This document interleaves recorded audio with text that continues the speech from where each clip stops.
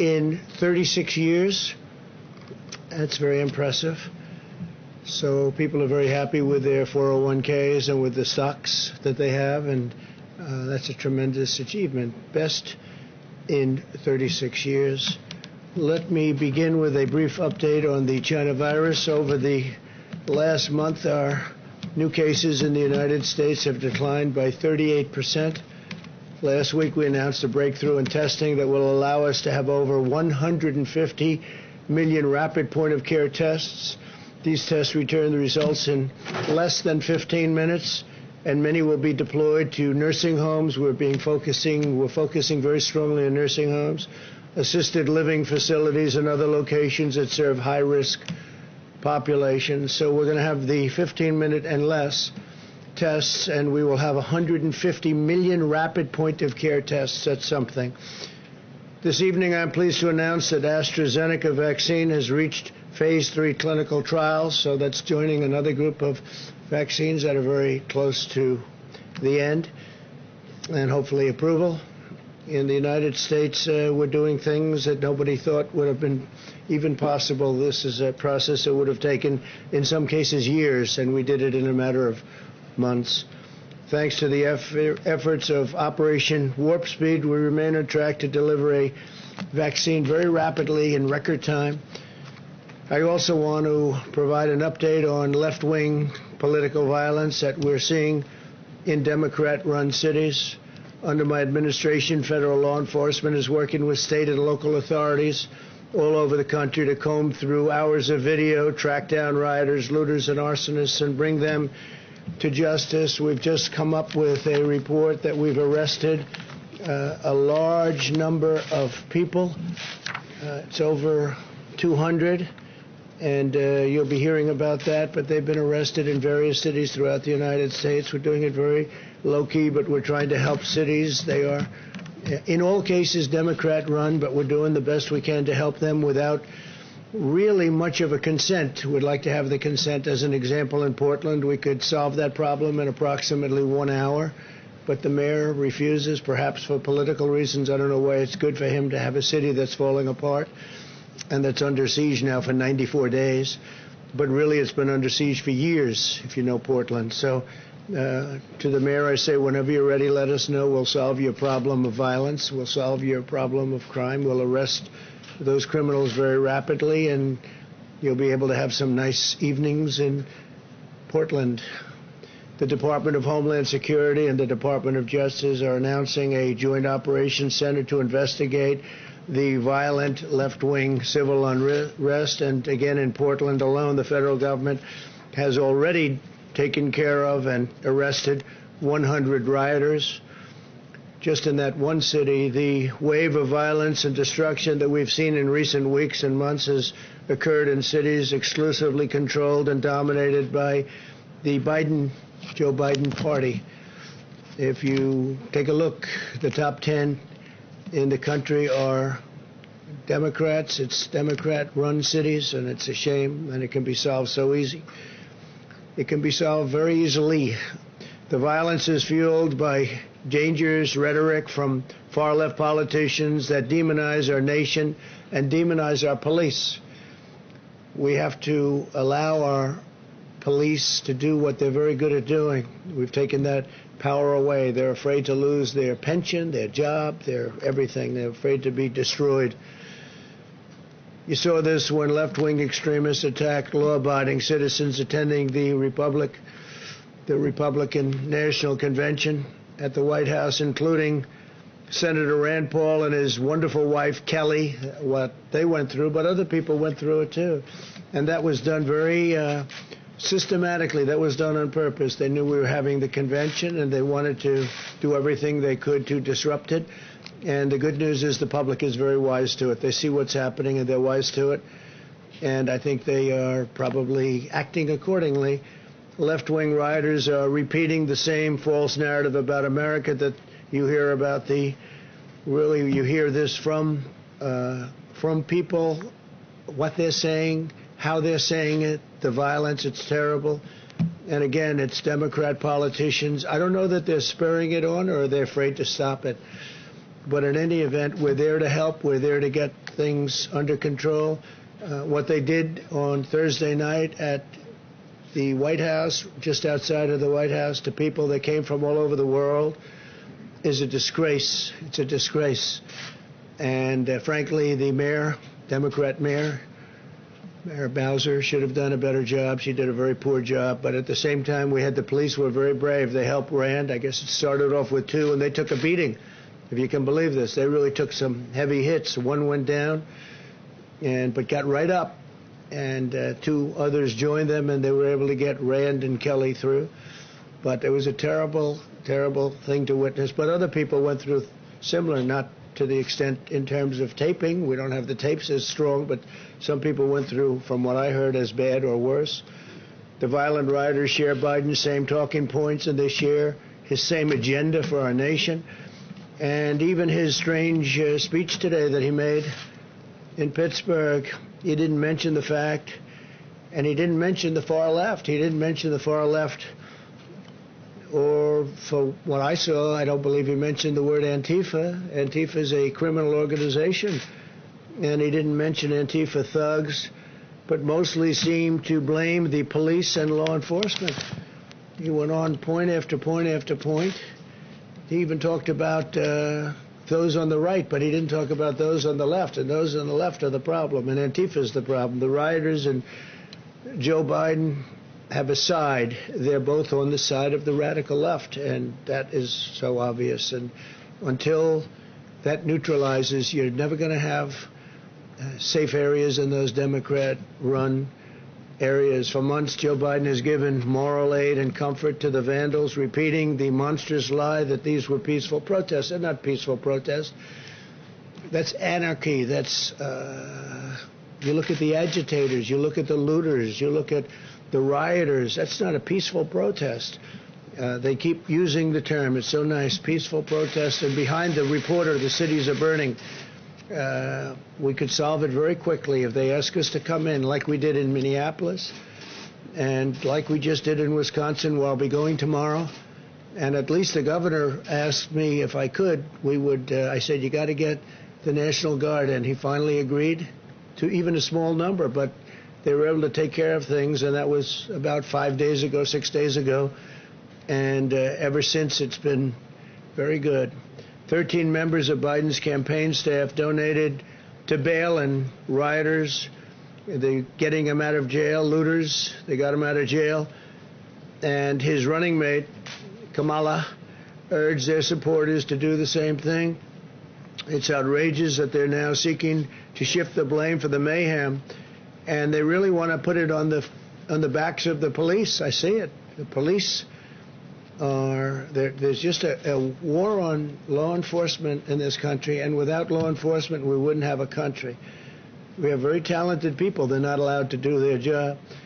If you give the radical left power, what you're seeing in the Democrat-run cities will be brought to every city in this country. If they have that power, every city in this country could be potentially another Portland or another Chicago where they've had such problems. To defeat them, we must jail lawbreakers, and we must defeat their hateful ideology about this country, about America.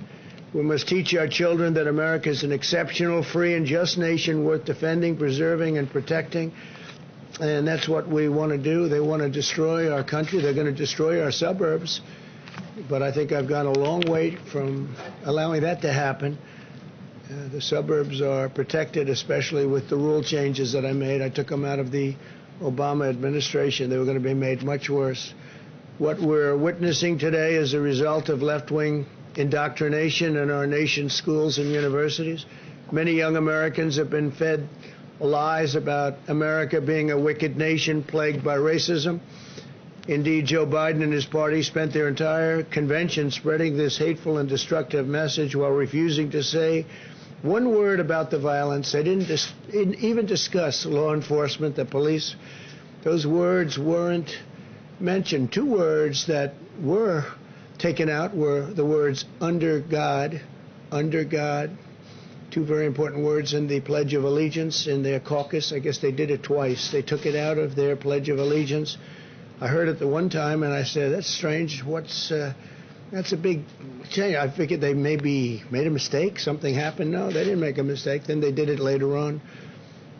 So they took the word, essentially, they took the word God out of the Pledge of Allegiance. We're not taking the word God out of anything. We're not taking it out of our Pledge of Allegiance, and we're not taking the great word God out of anything.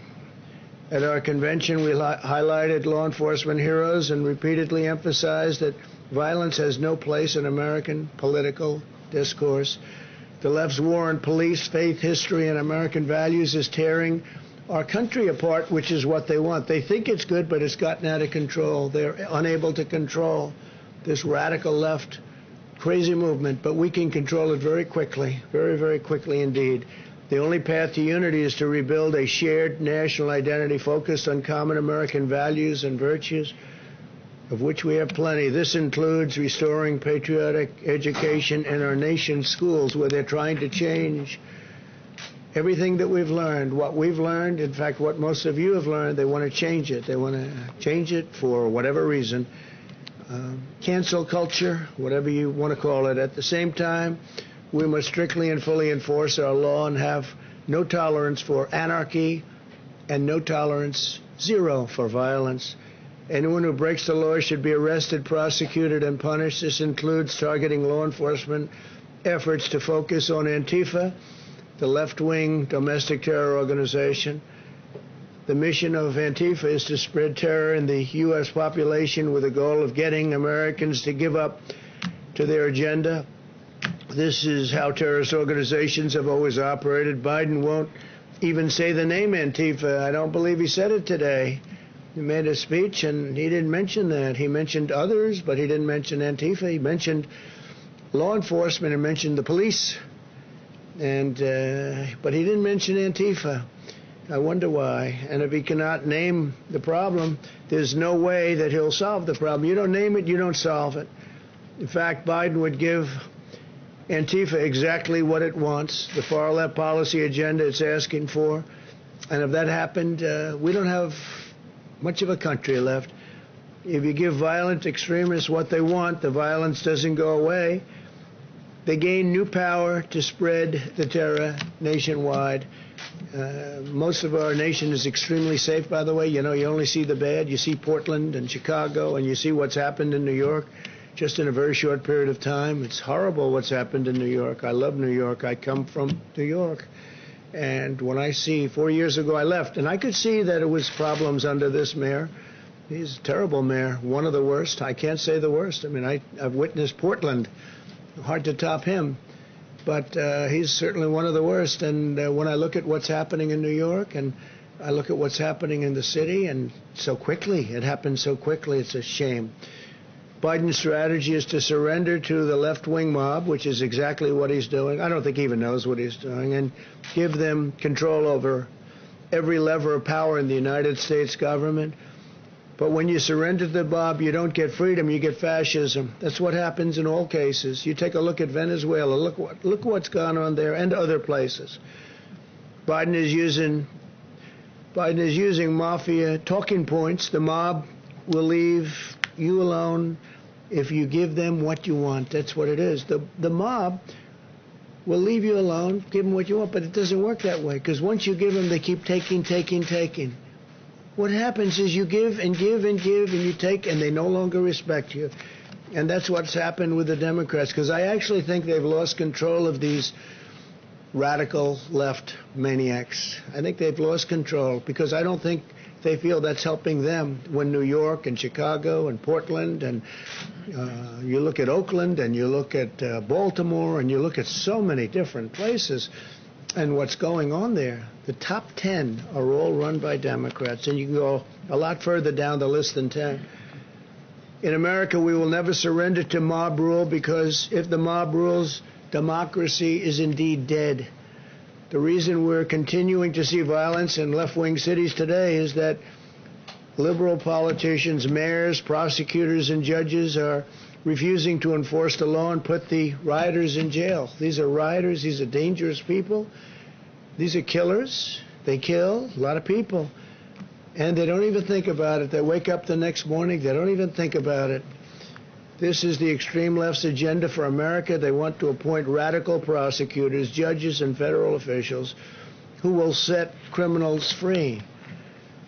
Their stated plan is to cut police funding, abolish cash bail, close down prisons, re-educate our children, preach left-wing social justice, establish a national sanctuary for criminal illegal aliens, and abolish the death penalty, even for cop killers. No one will be safe, and in fact, they want very much to let people in prison, like as an example, the Boston bomber. They want to let everybody vote. If you're in prison, if you're the Boston bomber, they want you to have a vote. I don't know. I don't think that sells too well. My administration is a very different approach. We want states to work with us to deploy the National Guard to quell the unrest. All they have to do is call us. We will have the National Guard. We're prepared. We're ready to go no matter where they may call from. Any part of the country, East Coast, West Coast, doesn't matter. We're ready to move immediately, as we did in Minneapolis, as we did. We are ready to move as quickly as you can imagine. Tomorrow I'm going to a place where we move very quickly. You know that, in Wisconsin, and we move very, very quickly. And as soon as we moved, that was the end of that. It was very well behaved. I'll appoint more tough-on-crime prosecutors, support stiffer penalties and longer jail terms for riders, and support effective policing methods that are proven to be great crime reducers. When you enforce the law, order follows, and we need order. We need order. You can't have cities run like these cities are run. They gave a little, then they gave a little, then they gave a little more, and all of a sudden they've lost these cities. But I'll get them back very quickly. All they have to do is say, please come in. As you know, they have to ask, unless we go a much tougher route, which we could, but you don't like to do that. They have to ask you to come in. When they ask me to come in, we'll be there within a matter of minutes. When I signed the executive order outlining 10-year prison sentences as an example for destroying monuments and statues, it immediately stopped. That was 3 months ago or so. I signed an order, and it said 10 years in prison. 10 years if you knock down a statue. It immediately stopped. I mean, to the best of my knowledge, I haven't seen it happening for about that time. They were going to have a big march on Washington. They canceled that march. They said 10 years is too long. Before the outbreak of left-wing extremism, our strategy produced a historic reduction in violent crime. In the last 2 years of the Obama administration, murder increased 30% in major American cities, and we witnessed the largest 2-year nationwide increase in murder in over a half a century. In the first 2 years of my presidency, the number of murders went down significantly.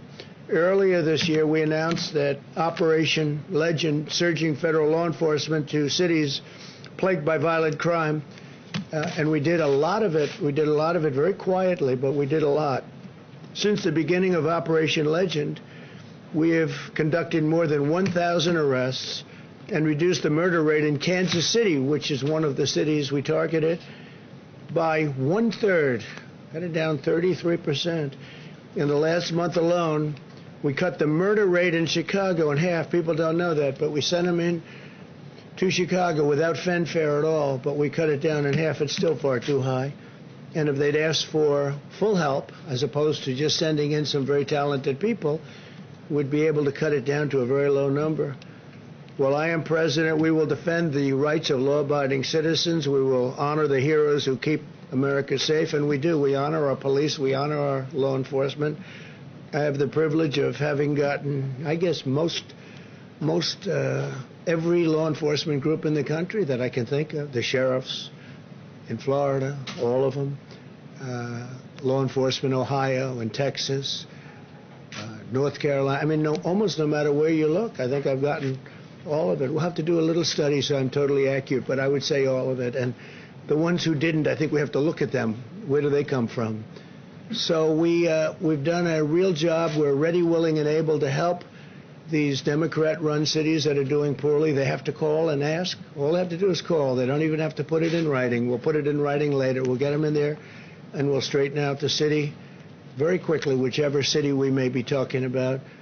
So those governors that are responsible for a state that has a city that's got a lot of problems, call me, or the mayor can call me, and we'll be there very quickly. Tomorrow we're making that trip to Wisconsin. I think a lot of you are going to be going, and it should be very interesting. But we're proud of it because in 6 days, it's been like a different world. And it took place immediately. As soon as we surged, as soon as we went in, it took place immediately. Okay, please. Thank you. Mr. President, are you giving any consideration, or did you give any consideration to the governor and mayor's request not to come to Kenosha tomorrow? No, because Kenosha was something we did a good job on. The governor didn't want us there.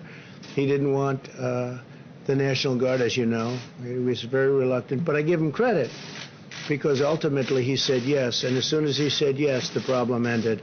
But I have to see the people that did such a good job for me, and we're meeting with numerous people, and we have tremendous support in the state of Wisconsin, so I promise them when it all gets taken care of, we'll go. Concerns, though, that it could exacerbate tensions and increase violence. Do you give any consideration to that? Well, it could also increase enthusiasm, and it could increase love and respect for our country.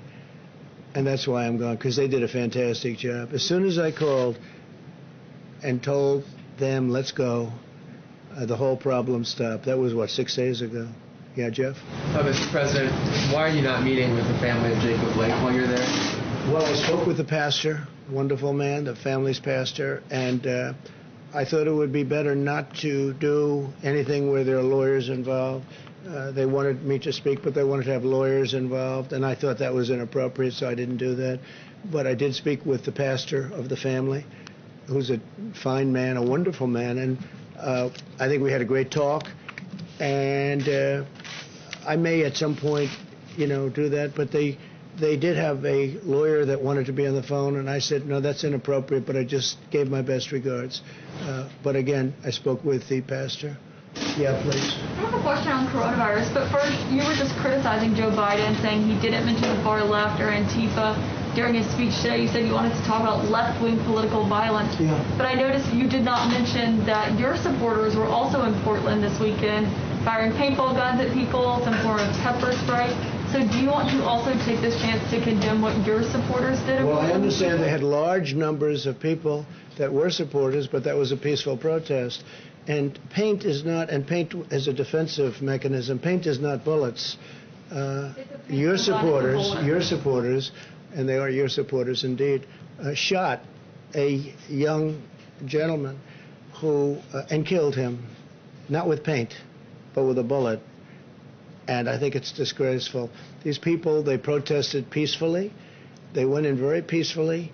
And I'll tell you what they're protesting. They're protesting when they turn on television or read whatever they may be reading, and they see a city like Chicago where 78 people were shot and 13 died, or a city like New York where the crime rate has gone through the roof, or a city like Portland where the entire city is ablaze all the time, and a mayor says, we don't want any help from the federal government. When these people turn that on and they see that, they say, this is not our country. This is not our country. That was a peaceful protest, totally. It was a supporter of yours, Mr. President. Yeah, go ahead, please. It was a supporter of yours, Mr. President. Are you going to condemn the action? It was a supporter of yours, Mr. President, who killed someone that is accused of killing two people. It's a supporter of yours. Are you going to condemn the actions of vigilantes like Kyle Rittenhouse?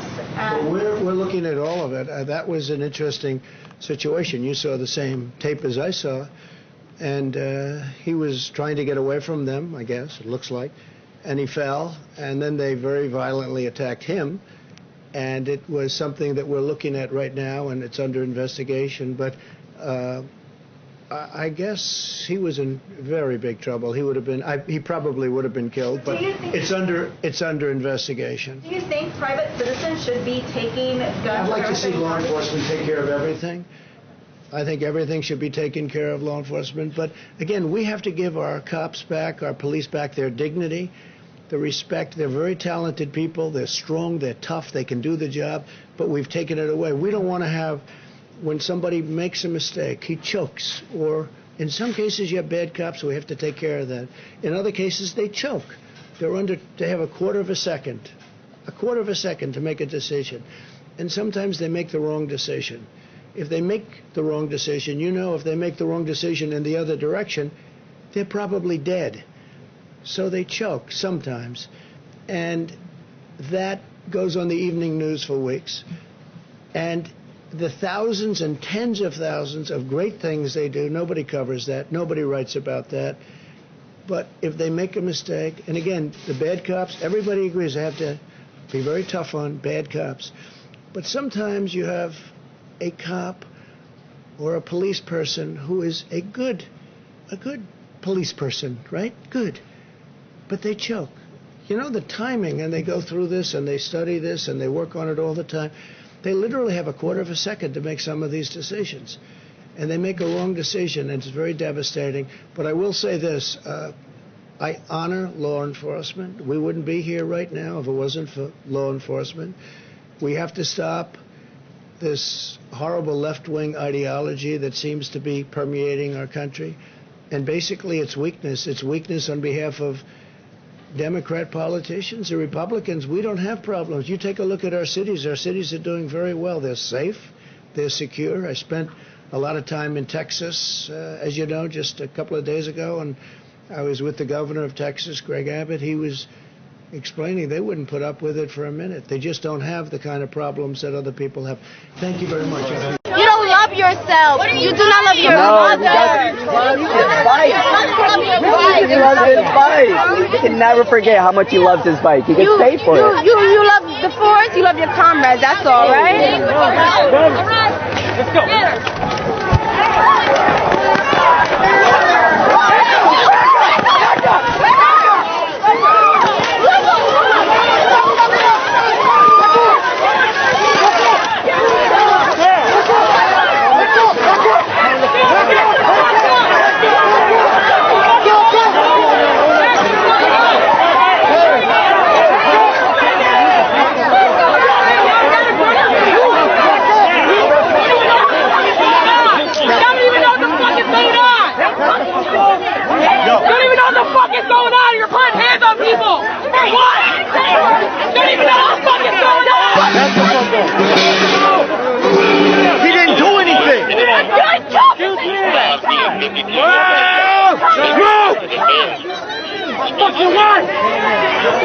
Why are y'all so fucking aggressive?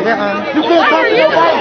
I've been talking to you for 30 fucking minutes. You haven't said a word. Your cops jumped and you ran over there. So explain yourself, Cameron. Explain yourself. Explain yourself. You just threw her ass on the ground. I'm talking to you. You threw her on the ground. You did. You threw her on the ground. You threw her on the ground.